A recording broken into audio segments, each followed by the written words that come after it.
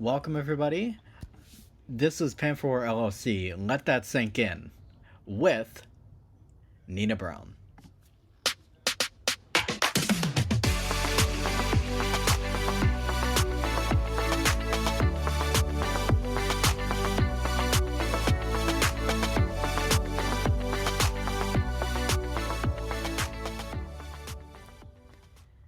All right, welcome, everybody. This is Let That Sink In with Nina Brown. My name is Eric Ziegler. I am a sync licensing agent for Panfurware LLC. I take the repertoire of the library that we have and I pitch it to potential clients, music supervisors, producers, etc., in the hopes that we can get our music to a new home. Anthony, can you give a brief intro on yourself? And then we'll go to Nina. Yes, sir. This is Anthony Ferrier, owner founder of Panfurware LLC. A couple of years back, I pivoted my tech consulting company, turned into a music publishing company, and we've been having pretty much fun helping songwriters with their paperwork, helping songwriters get more exposure, and just a little bit of education. Education is very powerful. We've been doing that with things like this channel, and we're having lots of fun. Thanks, Nina, for coming by. Go ahead. Yeah, Nina, if you can go ahead and give us some, brief intro into yourself, and then we're gonna start diving into some questions. Okay. Well, I'm Nina Brown. I'm an artist. I've been singing for many years since I was a little girl. I started to take music professionally, seriously, actually, in 2019, although I've been practicing years before that. So I love music, and honestly, I feel like I have a lot to share, a lot of stories to tell, a lot of people and hearts to touch. So that's what I like to do with music as a musician. That's awesome. Thank you so much for that. Yeah, so let's get started. Kind of dive a little bit more into that. Like, tell us about where you're based out of, and tell us about like your beginning with music. Okay. Well, I'm based out in Toronto. I was born and raised in Toronto. My family is from Guyana, so we have a lot of traditional type of rules. A lot of my musical talents were, I guess, repressed in my home. I wasn't really allowed to be expressive. So music helped me express myself, helped me really find myself.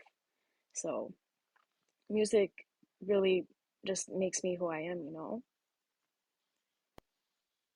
Yeah, yeah, I definitely hear that. And so even though there wasn't, you say that musical ability was kind of repressed a bit in your family. It didn't really look too kindly on, or they didn't really put Approve you the into music, music yeah. lessons or anything like that, or Well, actually, I started to go to I seen a vocal coach for a few years. And what actually happened, my parents took me out of my vocal school because they thought I was, I guess, not obeying their rules. I was skipping school. I was doing things that I guess, what teenagers do.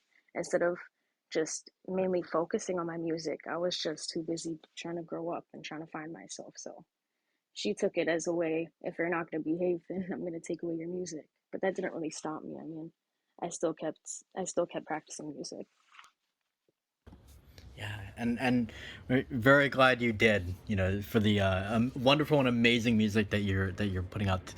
Today. Would you mind going into a little bit about your influences? Who are some of your influences that you listened to growing up? I think believe you mentioned that your family was from Ghana. Was there also some influence from there Guyana. as well? No, Guyana. Guyana, that's Guyana. the yes, it's the Caribbean. Yeah, no, there's a lot of influence from being growing up in a Caribbean household, of course. My dad loved music. He was a kind of a singer himself, but he didn't really pursue it. So a lot of my influences, like tying into that, I really liked artists like Rihanna, Mary J. Blige, Usher, Chris Brown. What else? I liked a lot of old school artists and new school artists. I have like a bunch of favorite artists. I can't even pinpoint one. Adele is really good. I really love her music too. So she's a really good big influence on my music. Oh yeah. 100%. And um, when it comes to any, have you had any like placements since you've started writing? And that can be anything from like even YouTube, even having your music in YouTube, or anything. Have you had any other placements with your music? Placements, only much of I kind of had was like my music go kind of viral on TikTok, kind of on social media, but nothing really in the TV or film in that type of sense. Okay. Okay. And what PRO are you currently with? PRO, my publishing, I'm under SoCan. Okay. Okay. And how has your experience been with SoCan? They're pretty good. I'm not even gonna lie. I mean, I was actually referred to, I think, by a SoCan member. I forget his title, but I think he had something to do with SoCan. His name was Griff. He referred me to Anthony actually. So I've had really good experiences with SoCan. There's a lot of friendly people. They're really helpful and very informative. So that's the good part about them. Oh yeah, yeah, and I that's not the first time I've heard that. Hear a lot of good stuff about SoCan from a lot of people. Um, Yeah, yeah. yeah, and so do you obviously you're writing music and everything, which we'll get to in a little bit later, but do you perform as well? Do you do a lot of shows or? Yeah, actually, when in 2019, when I first got signed to Certified Cash, I actually started to do shows like within the first few months or within the first year. I was already doing shows with Billy. He was helping me get some. I was actually on his shows too. Like it was actually his slot, but like I'd perform with him. So I had a lot of experience in performing. But ever since the pandemic came, things kind of slowed down. But slowly things are picking back up. um, Hopefully some shows are gonna be booked this week. I'm actually speaking with someone, so that's the bright side of it. That's fantastic, and yeah, I'm seeing a lot of. It seems like there's definitely been a return to live music recently, which I'm Mm-hmm. very happy to It's see. exciting. Oh Yeah, it's yeah, exciting to see artists get out there and everyone loves new music, and artists deserve to like be out there and share their music. A lot of people even haven't even heard our music, right? So it's really good to actually get shows in all the time. oh yeah, yeah, and there's always potential for for you never know who's going to be in an audience, That's true. That's true. and there's always potential for new fans everywhere you go, and I think there's something about when you're performing live, there's like, and I want you to kind of expound upon this if if you agree or disagree, or feel the same, that there's an energy between the performer and the crowd. There's a transferring of energy, like back Of and course. forth between the two. I agree. um I agreed with that, I mean, when I first started to perform, I was actually a little nervous. I have anxiety, so part of my anxiety really kind of hindered my confidence as a singer. So I feel like that's also why I didn't pursue singing as a teenager, is because I wasn't fully confident in myself. But with like when I started to actually take music seriously and realize that this is my thing that I want to do, that's when I started to not be nervous. Like when I'm on the stage, I felt kind of different. I might feel a little jitters before, but the minute I'm kind of on the stage, it kind of like goes away because I kind of just you connect with the audience, like you kind of enjoy the vibe. It's kind of not as nerve-wracking as you thought it would be. yeah, and that's something that's common, that I've also heard, is a lot of performers struggling with anxiety when it comes to going on stage, and it can it's it comes down to, basically, you gotta just not think about it so much and just do. You just Just gotta, have like, fun. yeah, just go up there and just have fun, and just do it, and just feel that feel that energy between yourself and the audience, Of course. and they're there to see you. Like there's Hmm. no there's no negative connotation. They are there to see you perform, and Hmm. so just do your best, and they're gonna eat it up, and they're gonna love it no Of matter course, what. of course. Yeah. Yeah, and so During the pandemic, how did you fare with not being able to perform anymore? And what did you kind of do instead? While everybody was locked in, what how did you pass the time and make use of it? Well, a lot of creativity. I have a lot of things to express, so definitely a lot of writing, listening to music, um, reading. So I try to like keep being inspired. So inspiration can come from just taking a walk outside or watching a good show or talking to a certain someone or reading a good book. Like inspiration can come from anything. So the thing with me with the pandemic, I just had to make sure I kept being motivated, kept being inspired. And it wasn't hard because once you have a goal and once you kind of like really love what you do, you're gonna keep going for it, no matter what kind of tries to hinder it. Yeah, no, I agree 100%. It's it's kind of like that whole thing with if your success rate becomes zero the moment that you stop trying and you stop Hmm. applying. You got to keep going for it if it's what you truly desire. Yep, you have to live your truth. I remember with even just going back into my family, like my mom repressed me. Like I remember telling her about like my brother, how he used to touch me when I was a child, and she never believed me over this. So a lot of my influence, my inspiration, reason why I do music is so I can actually share that message and connect with other people that didn't have supportive parents like that. Yeah, I really like that because there are a lot of people out there who are going through who are going through hardships, who grew up in maybe a house that wasn't supportive, or even uh, you know Dysfunctional, uh, dysfunctional, like yeah. kind of emotional, neglectful environment, you know. Oh yeah, yeah. And they need somebody to like kind of Break that take them away curse. from that. Mm-hmm. And the thing is, music was like what helped me get away from that. But I was always like, Caribbeans look at music as like a devil thing. So my whole life, my parents always kind of looked at me as an outcast because I was really different, and it was really hard for me to find my place. But music really helped me find my place. It sounds cliche, but it really helped me like find myself. No, that's, I mean, say cliche, all you like, but I mean that's the truth. That's the truth for Hmm. a lot of people. Is that it really does help you, uh, find yourself. I mean, that's why music is such a powerful tool, and that's why, Hmm. so many people, that love music. I don't think I've ever run across anyone in my entire life that doesn't that Like music. absolutely abhors music, that absolutely hates music. It's, I think people like it to an extent, at It least. depends of the vibe of the song, the message of it. I know a lot of people don't like certain songs because of what it's talking about to be too gruesome. There's topics that people don't really like to listen to. And that's normal. Oh yeah, yeah, no, and that's very true. um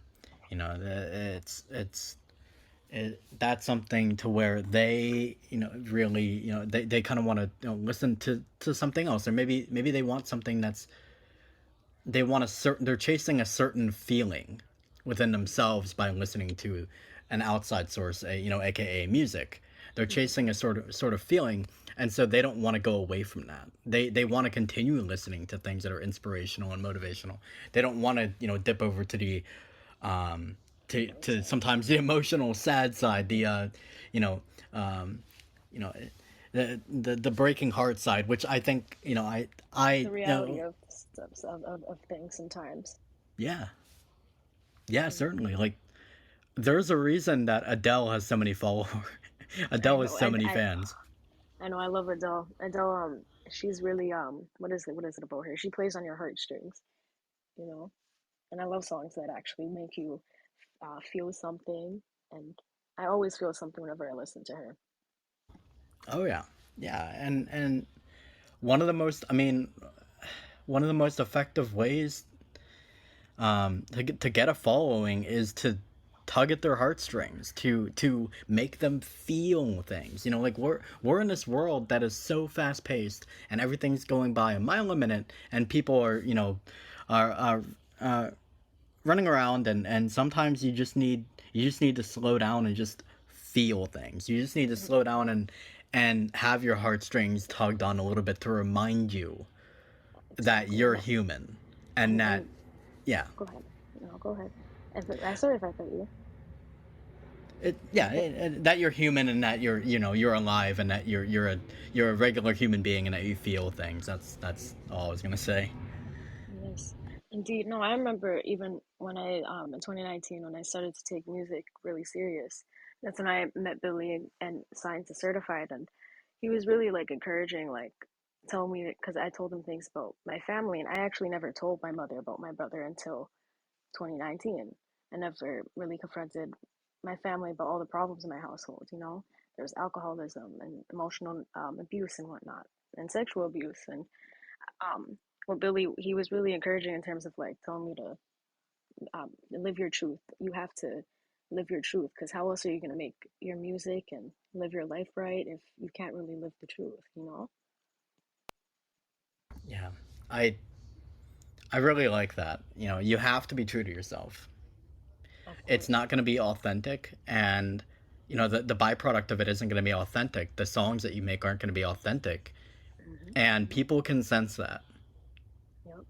People can definitely tell the difference between somebody who has lived through something and they're expressing that through their music versus somebody who is Just doing it just to do it type of doing, thing. yeah, versus somebody Hmm. who doesn't who does hasn't really ever lived that, and they're just trying to say that they did.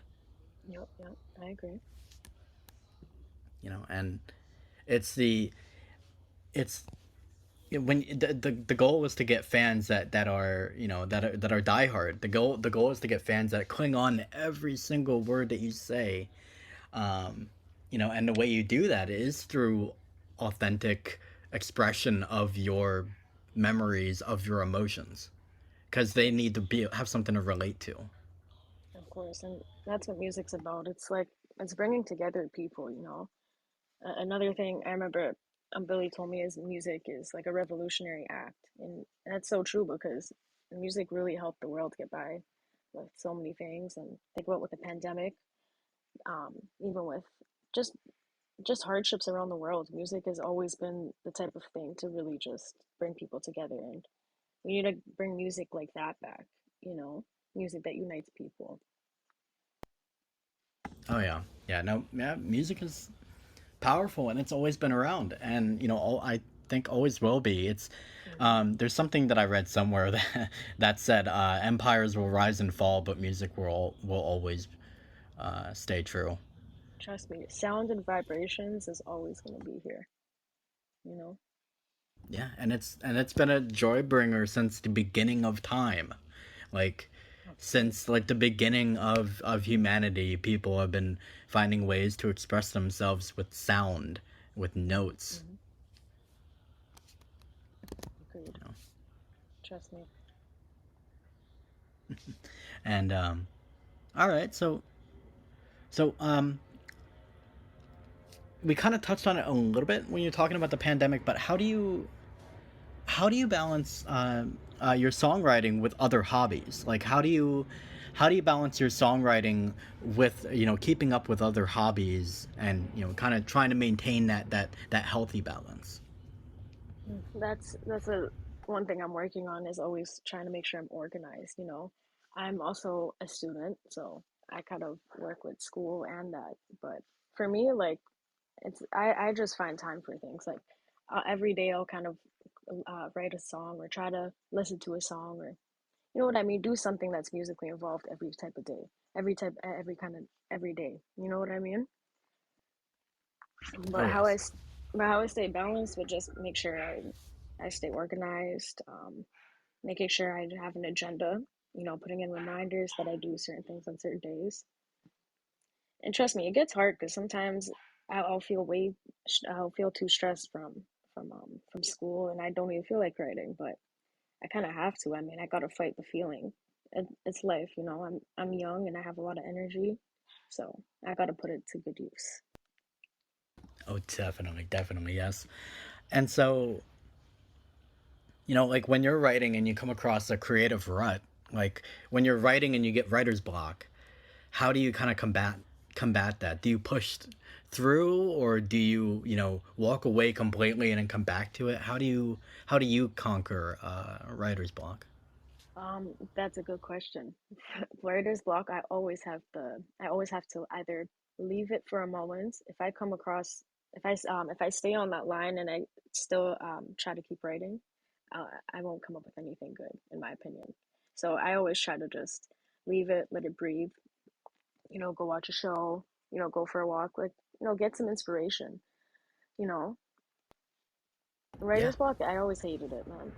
And the only way to get over it is just by yeah, like fighting through it. Sometimes you can, sometimes I do, and I end up making the good bars. But I feel like the best songs always come from taking the time with it. It's like sewing a sweater. You can't just do it all at once. You got to weave it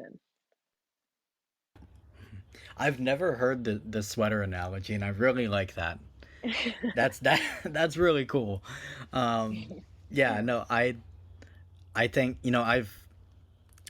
I've heard some people say they just kind of push through it, but I've always been, because I'm a musician myself, and I Yeah. kind of think back to like when I was writing, and it kind of goes along with what I've heard, from a lot of other artists, is that you got to walk away. Like, if you're Yeah. having writer's block, just don't even think about music or writing or anything. Like, go do something else. Go for a Trust walk. Go make dinner. Go me. like, Do something else. Do yeah, something else. Like go take a shower, even clean your room, whatever the heck it is. Just do something that kind of just declutters your brain. Because that happens. Sometimes we'll be thinking about so many bars or so many lyrics in our head that our brains just get literally stuck. It's like a computer. You can't just overload your brain. You do have to walk away. And I remember, because I write too, and I remember my teacher told me the same thing. If you're writing an essay or any type of writing piece, just walk away for a couple hours. Come back with a fresh mind. yes, exactly. Sometimes, I mean, our brains are kind of like computers. Sometimes you got to close, a couple tabs. Sometimes you got So, to shut down for a little while. oh yeah, yeah, yeah. And so what do you think it is about, like, singing in particular? I meant to ask this a little earlier, but what do you think it is about singing in particular that really grabbed you? Did you ever look at other instruments? Did you ever look at, like, percussion or guitar or keyboard? Yes, I mean, growing up, I really loved music. So, before I actually got into seeing a vocal coach, I was taking piano lessons. I was in in like music courses at my actual school. But I actually took initiative and I played the trumpet. Um, but I definitely did play other instruments. But what it is about singing that really intrigued me was, I don't know. When I was a young girl, I always loved singing. That's the first thing I did. The first thing I kind of did was I sang the Wizards of Oz song. I loved that song, the Over the Rainbow song. And I remember I used to sing that all the time. And I think for me, it was just an instant kind of click when I was a kid. I kind of just knew that I loved singing. I knew I wanted to have a career in singing. In singing, but I didn't know how I was going to attain that. But, but for me, what really intrigued me with the singing was I just loved it you know I really wanted to just pursue that from the moment. I've seen a lot of artists that I liked, like Rihanna, Beyonce, and those type of singers. Seeing other brown women being singers really were encouraging. So that also helped me, um, get into the singing area.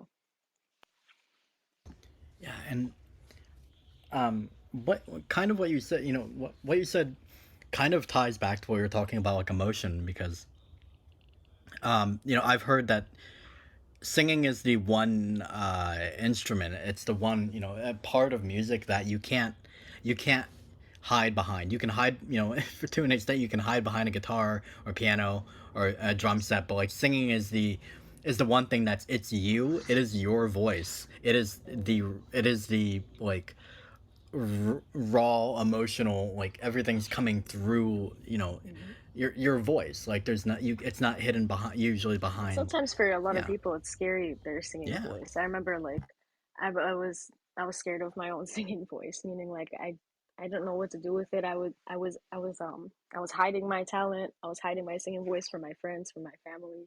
Like I didn't want no one to know that I sing, that I wanted to be a singer. Only like few people that I knew wouldn't tell anyone. But I made sure that my singing was a secret.